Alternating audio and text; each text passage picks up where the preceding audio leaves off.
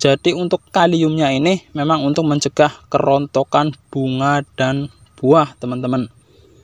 Oke ya, bisa dipahami ya untuk fungsi daripada kalium pada KNO3 putih.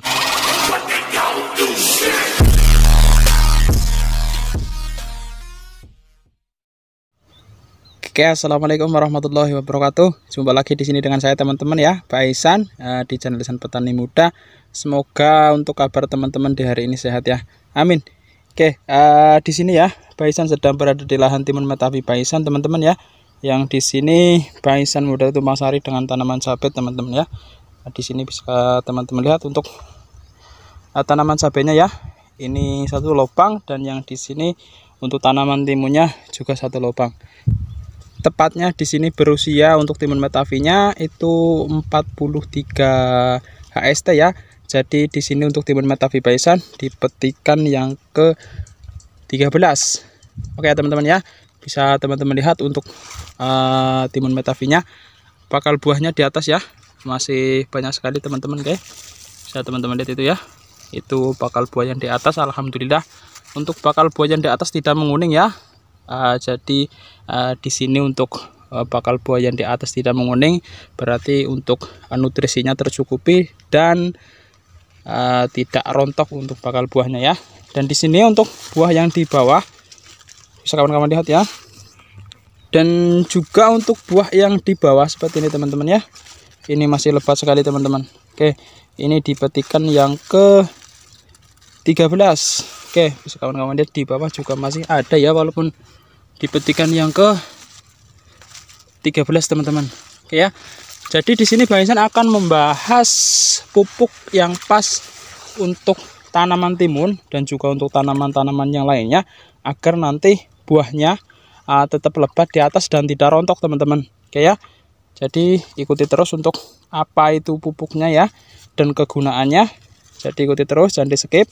Oke ya, tapi sebelum lanjut ke video selanjutnya teman-teman ya, bagi teman-teman semua yang baru hadir di channel Ihsan Petani Muda, jangan lupa tekan tombol like-nya dan juga subscribe-nya agar nanti channel Ihsan Petani Muda semakin berkembang. Oke, jadi ikuti terus, jangan di skip ya. Oke, langsung saja teman-teman ya. Di sini Pak Ihsan akan membahas pupuk ini teman-teman. Ini dia KNO3 putih. Oke ya, di sini Pak Ihsan akan membahas manfaat KNO3 putih pada tanaman teman-teman. Oke, ini adalah pupuk andalan Pak Ihsan ya. Ini sama dengan KNO3 merah, MKP, Ultradap dan juga KNO3 putih ini sama. Yang pertama di sini kita akan bahas dulu untuk KNO3 merah ini, itu diimpor oleh PT Saprotan Utama ya. Jalan Brigjen Sudirman 79 Semarang Indonesia. Oke teman-teman ya. Jadi untuk KNO3 putih ini diimpor oleh PT Saprotan Utama teman-teman. Oke, yang lebih populernya untuk di daerah Pak Ihsan memang kalau KNO3 putih ini KNO3 putih Capak Tani. Nah itu teman-teman. Oke, nah, itu yang pertama. Yang kedua untuk di sini untuk kandungan hara KNO3 putih teman-teman ya. Di sini teman-teman bisa baca ya. Itu kandungan unsur haranya nitrogen N dari nitrat NO03 itu 13% teman-teman. Dan kaliumnya atau K2O-nya di sini 45%. Oke ya. Ini untuk kandungan unsur haranya. Oke ya teman-teman ya. Jadi di sini Pak Ihsan akan membahas keunggulan pupuk PN KNO3 putih. KNO3 putih ya. Oke teman-teman. Yang pertama di sini nitrogen dalam bentuk nitrat sehingga cepat terserap oleh tanaman. Oke, itu yang pertama. Bisa kawan-kawan lihat untuk unsur haranya ya. Nitrogen N dalam nitrat NO3 itu 13% teman-teman. Oke. Jadi memang kalau teman-teman mengaplikasikan KNO3 merah, KNO3 putih ya, itu pasti untuk kandungan nitrogennya untuk KNO3 merah itu 15% ya, dan untuk KNO3 putih 13% itu dari nitrat. Jadi kalau teman-teman mengaplikasikan KNO3 merah, KNO3 putih, untuk nitrogennya itu cepat sekali terserap oleh tanaman teman-teman, karena di sini dia berbentuk nitrat. Oke ya. Itu yang pertama. Yang kedua, ini tidak mengandung klor sehingga tidak meracuni tanaman yang sensitif klor. Nah, untuk yang kedua ini kalau tidak salah loh ya, di sini Baisan juga kurang paham untuk kandungan klor itu apa, tapi kalau tidak salah itu tidak membuat untuk intinya ya, itu tidak membuat asam-asaman tanah, tidak membuat asam pada tanah. Karena di sini juga KNO3 putih mengandung nitrogen ya, tapi di sini nitrogennya itu tidak membuat asam pada tanah. Beda dengan nitrogen yang pada pupuk urea. Itu kalau nitrogen yang di kandungan pupuk urea itulah memang bisa membuat tanah menjadi asam, teman-teman. Oke, yang kedua ini untuk Baisan kayaknya seperti itu. Kalau memang ada yang tidak pas, boleh nanti ditulis di kolom komentar ya, apa itu klor dan pembahasannya ya. Intinya kalau menurut Baisan sendiri ini untuk KNO3 putih ini tidak membuat yang namanya tanah menjadi asam. Oke, itu yang Baisan tahu. Tapi kalau teman-teman ada yang tahu nanti bisa ditulis di kolom komentar ya. Intinya kita di sini belajar bersama teman-teman ya.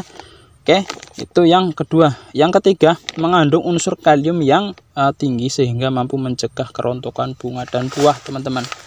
Oke ya. Di sini memang untuk KNO3 putih teman-teman ya.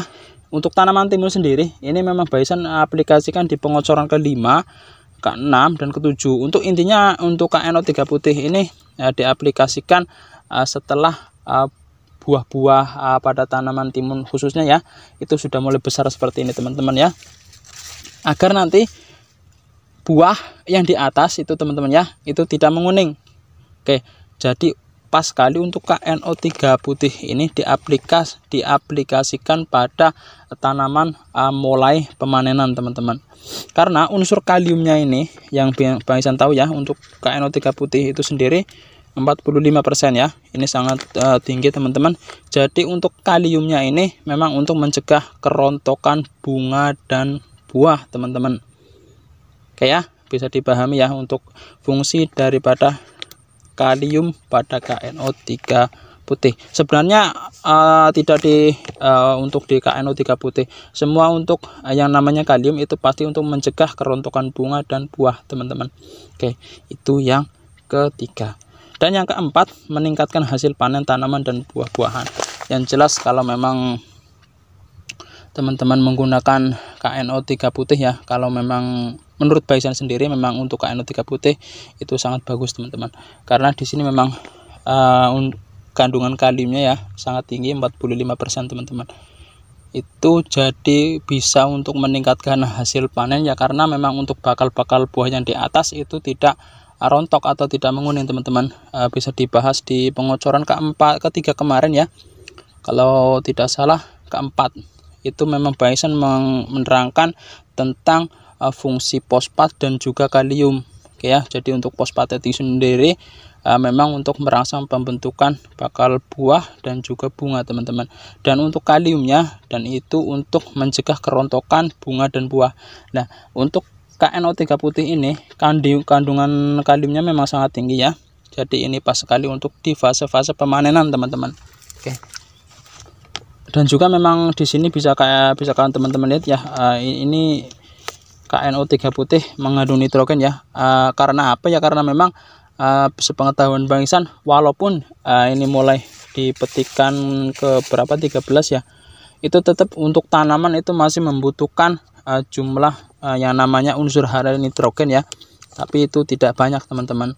Karena juga untuk tanaman itu juga masih membutuhkan nitrogen, tapi dalam jumlah sedikit di fase-fase pemanenan.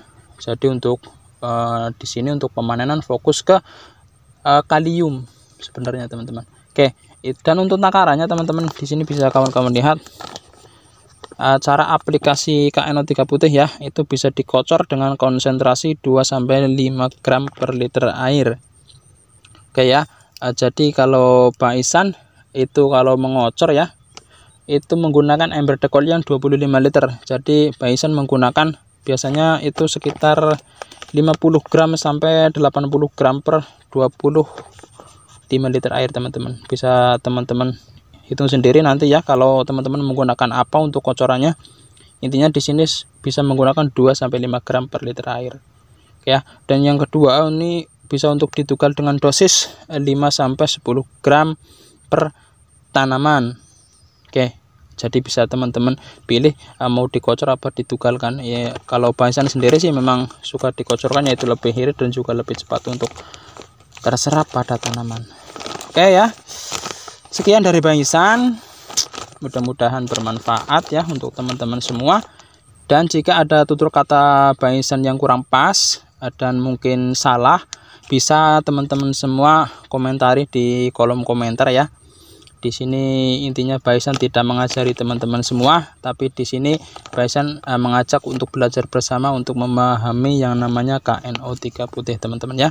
Jadi kalau teman-teman semua nanti berkomentar di bawah atau ada masukan atau kekurangan, di situ Baisan tidak akan menyesal, malah Baisan senang. Intinya kita di sini belajar bersama ya. Intinya memang di sini Baisan belajar bersama ya. Tidak, di sini Baisan tidak mengajari teman-teman semua. Oke ya teman-teman, cukup sekian jadi dari Baisan. Mudah-mudahan bermanfaat bagi teman-teman semua ya. Dan jika video ini bermanfaat, bantu channel Lisan Petani Muda ya dengan tekan tombol like-nya dan juga subscribe-nya, agar nanti channel Lisan Petani Muda semakin berkembang teman-teman. Oke, sekian dari Baisan. Salam petani muda Indonesia. Wassalamualaikum warahmatullahi wabarakatuh.